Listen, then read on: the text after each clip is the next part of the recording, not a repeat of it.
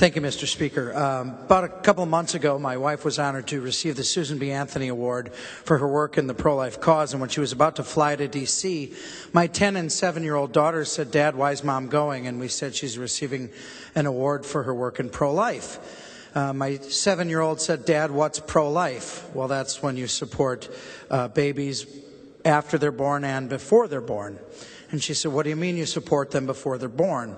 So I was looking at the face of my 7-year-old daughter and had to explain to her what abortion was, much before I really cared to. And I looked into the face of this young child, and she said, "Dad, who wouldn't want the baby that God gave them?" And I said, "Well, for some, maybe it's not the right time to start a family." And she said, "But Dad, there are parents waiting to adopt children who can't get them because there aren't enough children for them." And I said, "Well, some people make that choice because their son or daughter who's not born might be severely disabled."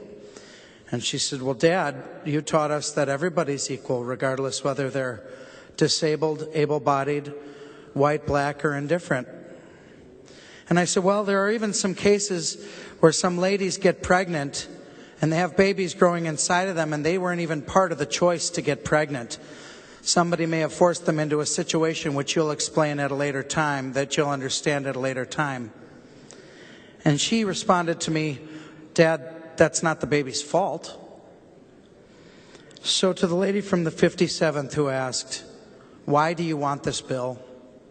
For those of us who do support it, it's simple.